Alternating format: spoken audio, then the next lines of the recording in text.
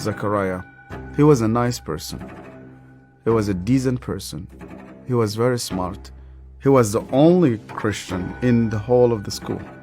And I hated him. Because I thought as a Muslim, I must be better than him. But he was better than I.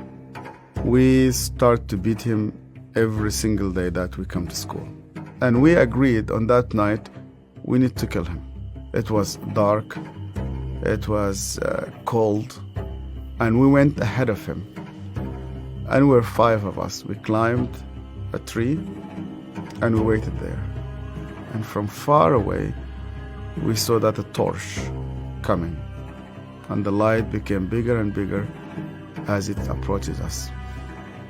And the minute that he just went under the tree, we jumped at him. He was crying, he was screaming, he was shouting.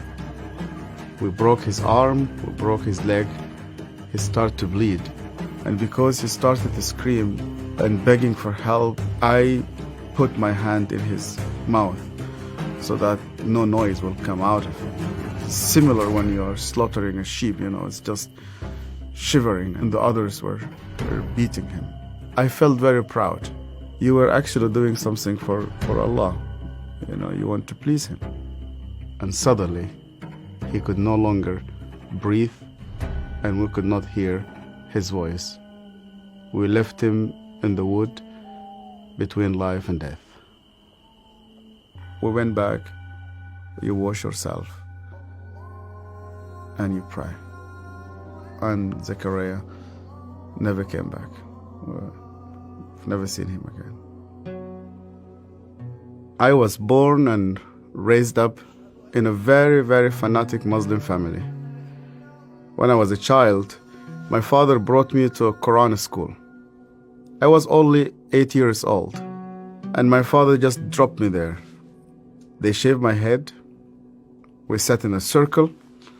The shaykh sat in the middle of the circle, and he has a very long whip. I was forced to memorize the Quran. Every mistake that you do, this whip will just come right in the middle of your head. You're not allowed to cry, because in our culture they tell you men never cry. I was crying every single night. And they told me, you belong to the Islamic Ummah, and that's why you fight for it, you stay loyal to it. I started to hate people, to hate everybody who's not a Muslim. And I especially used to hate the Jews. So I was preparing myself to go and fight for Allah in the jihad. But every night I went to bed, and when we put the light off, I did not know what will happen with me if I die. My cousin was severely sick, and the doctors, they said he's going to die. They gave him only a couple of days. And one day came 2 people. They were Coptic Christians, and one of them wanted to greet me, and then I saw he had a cross, and then I pulled my hand back. I said, well, I'm not going to touch a hand with a cross. And then he said to me, we hear that this child is sick. We would like to pray for him. And only out of politeness, I told them, okay. And they started to speak to God like a person that he speaks to his friend. They said, God, please heal this child. The minute that they said, Amen, this child opened his eyes for the first time in 4 weeks. He started to move his hands. He started to speak. He sat down in his bed and he started to walk. And one of those 2 persons who prayed sat down with me, and he said to me, you know what? The real miracle is that God wants to change your heart. Do you believe that Yeshua is alive? And I told him, yeah. Because according to the Islamic tradition, God took him to heaven and he's alive and he will come back one day. And he said to me, because he's alive, you can speak to him. That changed my entire life. And when I started to read the scripture, nobody needed to convince me to love the Jewish people. The only way for Muslims to start to love the Jews is when they meet Yeshua. I loved my family, I loved my father, I loved my mother, and I loved my community. And when I decided to follow Yeshua, my grandfather and my father said to me, "You are no longer one of us." They made a funeral. They invited friends and family. They brought a coffin to the cemetery, and they said, "Our son is dead." To be declared dead with no family, I said to God, "Where are you?"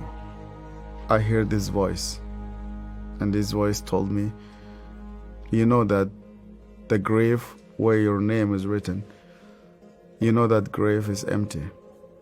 And guess what? My grave is also empty." I went to Egypt for the first time after many years, and I was in a pastoral conference. And one of the Sudanese pastors came to me, it's an elderly man, gray hair, started to speak to me, and he asked me, "Where did you come from?" I told him my story. He started to cry. And then I asked him, "Why are you crying?" And he said to me, "Do you remember me? My name is Zachariah." And suddenly, I remembered him. The last time I saw him, it was in that dark night.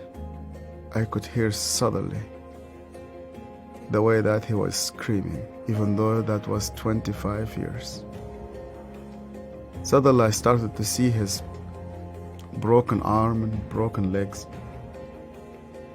I started to see the scars which I caused him. I started to be full of shame. I was a bad person, yeah. I was terrible.